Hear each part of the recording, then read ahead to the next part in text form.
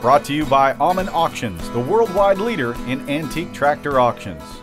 I'm Rex Mercer here in Pendleton, Indiana, and I've lived and been driving Molines since I was about 10 years old. Rex Mercer's mom and dad bought the family's first Minneapolis Moline in 1940, nicknamed Minnie Pearl. This was a prodigal tractor that went off to a far country and then almost miraculously found her way back to Rex Mercer decades later.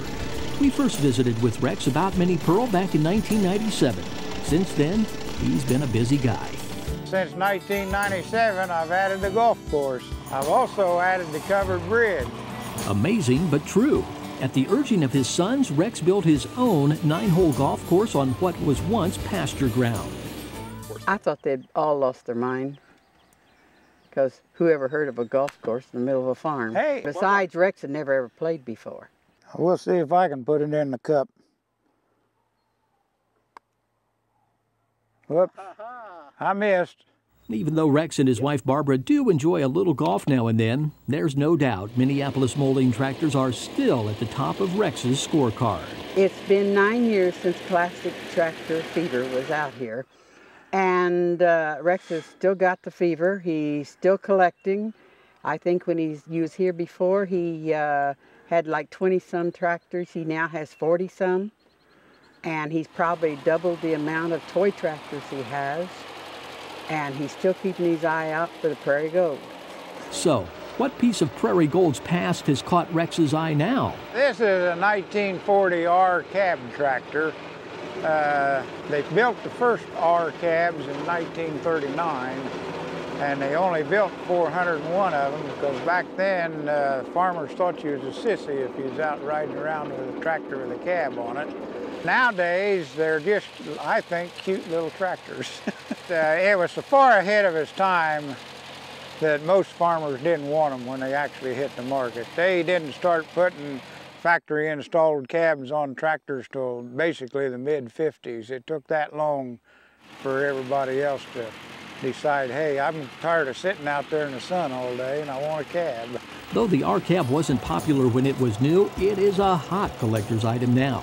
Over the past few years, Rex has been restoring R cabs, often making his own parts.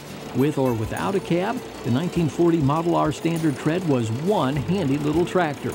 It would do everything. You could mount a corn planter on it. It had cultivators, do your plowing, disking. It done the whole ball of wax.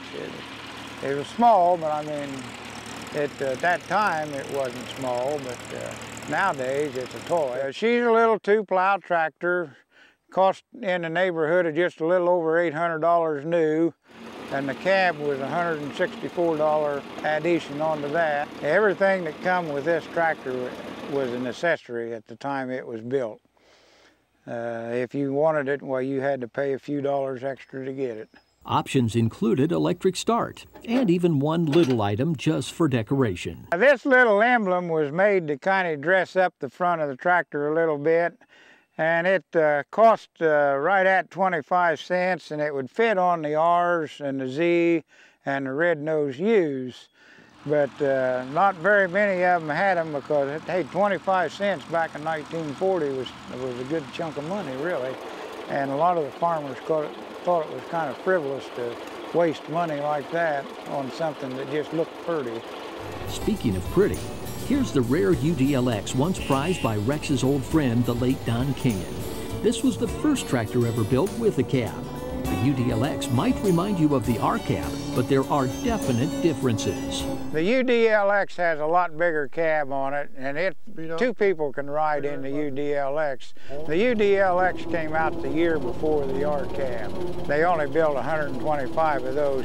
But this cab is definitely a small man's cab. I have an awful time climbing in and out of it. It is kind of tight, and it is noisy on the inside. I hate to say, but it is. It's nothing but metal. There's no padding on one of these. It's just strictly metal. So is there a chance Rex might step up to the roomy and expensive luxury of the UDLX? For right now, he says he's just fine with his R cab. I think it's a nice, cute little tractor myself. I really like it. And I'm not so sure but what I don't really like it better than the UDLX. He's always wanted a UDLX, but I think he's satisfied with the R cab because that'll keep him happy till he can find a UDLX. We're hoping. Hoping, huh? Well, never say never when it comes to Rex Mercer and his classic Minneapolis Moline tractors.